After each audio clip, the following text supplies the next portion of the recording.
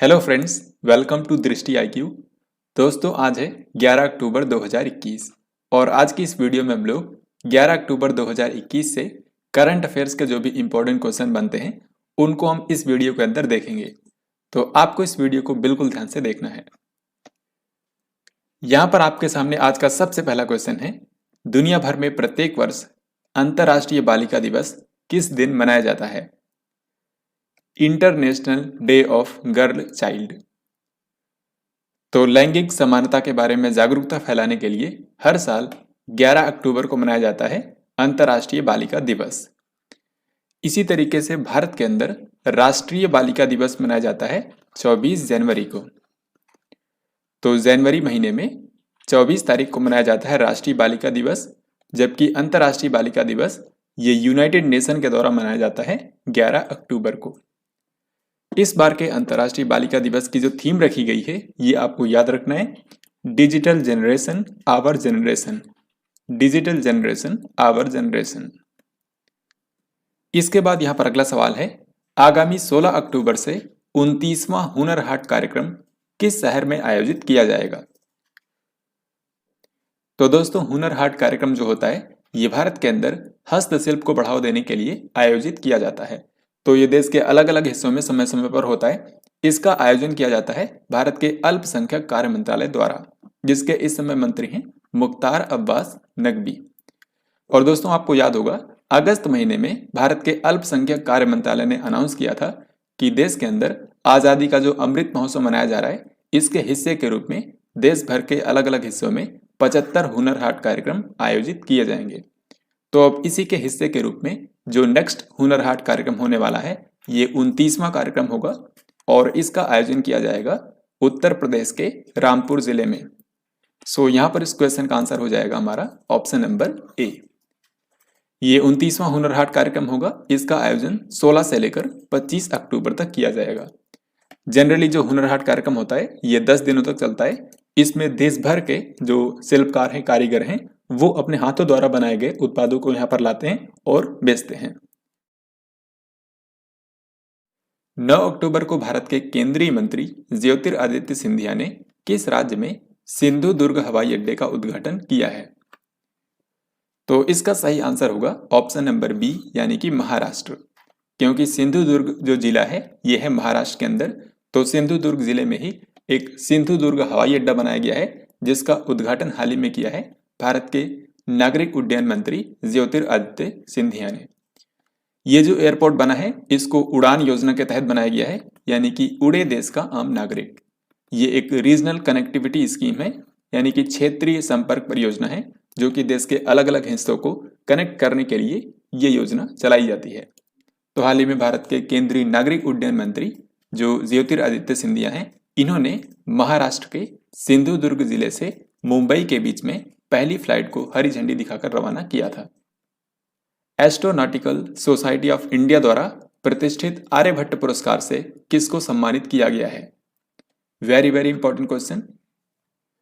तो भारत की astro society of India ने हाल ही में आर्यभट्ट पुरस्कार दिया है जी सतीश रेड्डी को, जो कि आप जानते हैं DRDO यानी कि defence research and development organisation के अध्यक्ष हैं। तो रक्षा अनुसंधान और विकास संगठन के जो अध्यक्ष हैं डॉक्टर जी सतीश रेड्डी, इन्हीं को हाल ही में एस्ट्रोनॉटिकल सोसाइटी ऑफ इंडिया द्वारा आर्यभट्ट पुरस्कार से सम्मानित किया गया है। ये पुरस्कार जी सतीश रेड्डी को एस्ट्रोनॉटिक्स के फील्ड में इनके विशेष योगदान के लिए यह पुरस्कार दिया गया है। डेनमार्क की प्रधानमंत्री की भारत यात्रा के दौरान दोनों देशों के बीच में कुल कितने समझौतों पर हस्ताक्षर किए गए? तो दोस्तों, जैसा कि मैंने आपको कल की वीडियो में भी बताया था कि इस समय 9 से लेकर 11 अक्टूबर तक डेनमार्क के जो प्रधानमंत्री हैं मेटे फ्रेडरिक्सन, ये भारत की यात्रा पर हैं। तो इनकी इस यात्रा के दौरान पहले ही दिन यानी कि 9 अक्टूबर को दोनों देशों के प्रधानमंत्रियों के बीच में एक द्विपक्षीय वार्ता का आयोजन किया गया था और इसी दौरान दोनों देशों के बीच में कुल 4 समझौतों पर हस्ताक्षर किए गए हैं। तो यहाँ पर हमारा आंसर होगा ऑप्शन बी। ये जो चारों समझौते किए गए हैं इसके तहत भारत और डेनमार्क 3 क्षेत्रों में आपस में सहयोग करेंगे।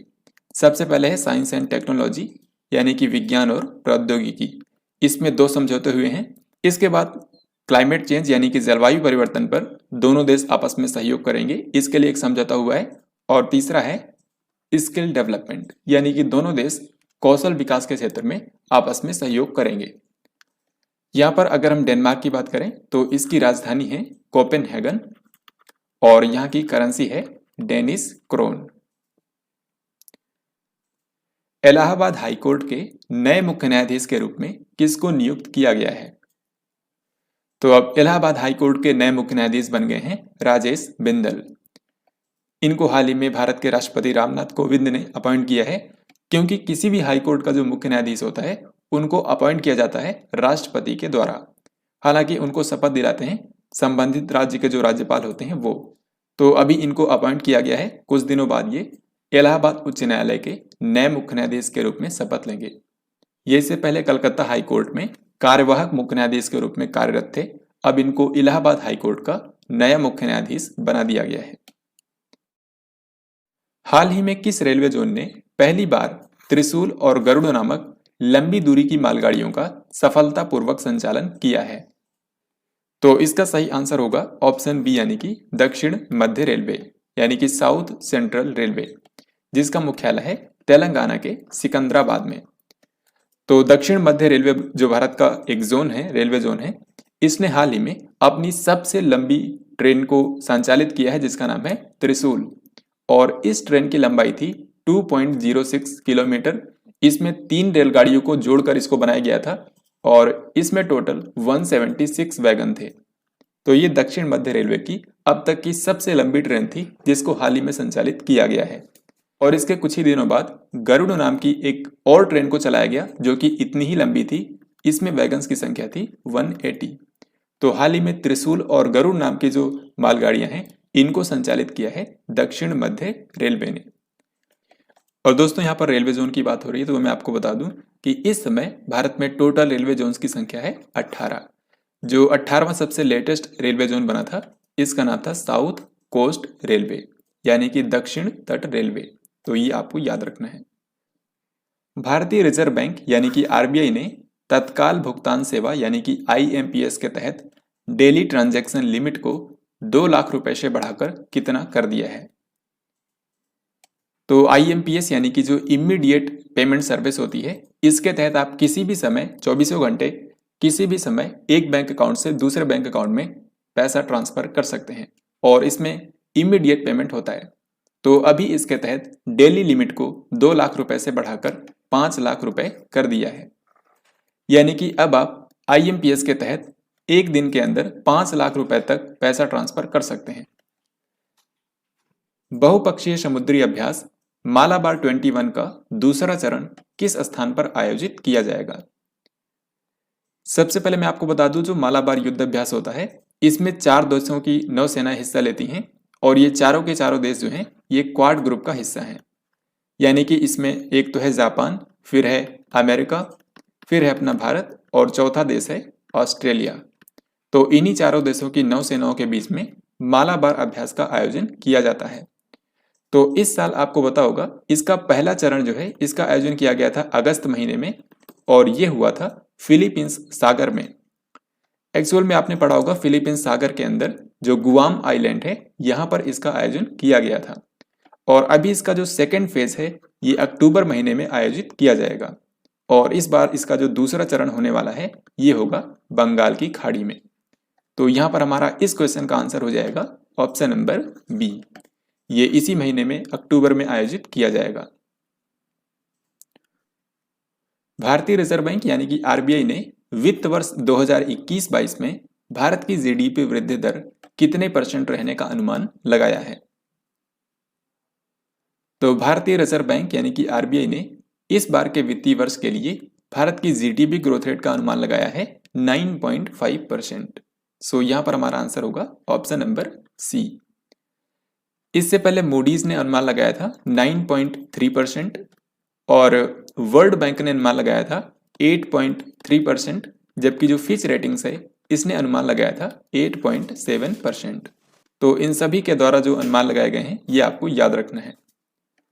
भारतीय रिजर्व बैंक का मुख्यालय मुंबई में है और इसके इस समय 25वें गवर्नर हैं शक्तिकांत दास। न्यायमूर्ति प्रकाश श्रीवास्तव को किस उच्च न्यायालय का नया मुख्य न्यायाधीश नियुक्त किया गया है? तो जिस तरीके से अभी मैंने आपको बताया कि राजेश बिंदल जो हैं ये इलाहाबाद हाईकोर्ट के नए मुख्य न्यायाधीश बने हैं, ऐसे ही प्रकाश श्रीवास्तव को कलकत्ता उच्च न्यायालय का नया मुख्य न्यायाधीश बनाया गया है। सो यहाँ पर आंसर होगा ऑप्शन नंबर डी। ये पहले मध्य प्रदेश हाईकोर्ट में एक जज के रूप में कार्यरत थे, लेकिन अब इनको कलकत्ता हाईकोर्ट में मुख्य न्यायाधीश बना दिया गया है। हाल ही में किस फार्मूला 1 ड्राइवर ने तुर्की में आयोजित की गई टर्किश ग्रां प्री 2021 का खिताब जीत लिया है? तो इस बार की जो 16वीं फार्मूला 1 रेस है इसका हाल ही में आयोजन किया गया था, जो कि है टर्किश ग्रां प्री। तो इसको जीत लिया है वाल्टेरी बोटास ने। और दोस्तों, अगर आप करंट अफेयर्स को रेगुलर पढ़ते होंगे तो आपको पता होगा कि इस साल 2021 में जो 16 फार्मूला 1 रेस हुई हैं, इनमें से कोई भी फार्मूला 1 रेस वाल्टेरी बोटास ने इससे पहले नहीं जीती थी, यानी कि ये इनकी इस साल की पहली जीत है। वाल्टेरी बोटास जो हैं ये फिनलैंड के ड्राइवर हैं और ये मर्सिडीज कंपनी की कार ड्राइव करते हैं। तो दोस्तों, ये था आज का लास्ट क्वेश्चन। अब हम लोग यहाँ पर देखेंगे पिछले दिन का क्वेश्चन। यहाँ पर मैंने आपसे पूछा था कि जापान के नए प्रधानमंत्री के रूप में किसने शपथ ली है। तो आप में से ज्यादातर लोगों ने इसका करेक्ट आंसर किया है। यहाँ पर आंसर है फूमियो किशिदा, जो कि जापान के नए प्रधानमंत्री बने हैं और ये जापान के 100th यानी कि 100वें प्रधानमंत्री बने हैं। तो अब हम लोग यहाँ पर देखेंगे आज का क्वेश्चन, जिसका राइट आंसर आपको कमेंट बॉक्स में लिखकर बताना है। ऐसे क्वेश्चन आपके एग्जाम में अक्सर पूछे जाते हैं। तो यहाँ पर आपको ये बताना है कि 120 मेगावाट की लोअर कोपिली जल विद्युत परियोजना का निर्माण कहां पर किया जाएगा, कौन से राज्य के अंदर। तो इस क्वेश्चन का जो भी राइट आंसर हो आपको कमेंट बॉक्स में लिखकर बताना है। साथ ही आप इस परियोजना के बारे में जो भी जानते हैं वो आपको बताना है। तो इस तरीके से हम लोगों ने 11 अक्टूबर 2021 से करंट अफेयर्स के जितने भी इंपॉर्टेंट क्वेश्चन हो सकते थे उनको हम लोगों ने यहाँ पर कवर कर लिया है। तो आई होप आपको ये वीडियो डेफिनेटली पसंद आया होगा, और अगर आपको ये वीडियो पसंद आया है तो इसको लाइक और शेयर जरूर करें। साथ ही यहाँ पर मैं आपको बता दूं कि 1 से लेकर 7 अक्टूबर तक के, यानी कि अक्टूबर के फर्स्ट वीक के जितने भी इंपॉर्टेंट करंट अफेयर्स के क्वेश्चन थे, इनको मैंने वीकली करंट अफेयर्स की वीडियो में कराया है। तो अगर आपने उस वीडियो को अभी तक नहीं देखा है तो अभी जाकर आप उसको देख लें। सो हम मिलेंगे नेक्स्ट वीडियो के अंदर। तब तक के लिए जय हिंद, वंदे मातरम।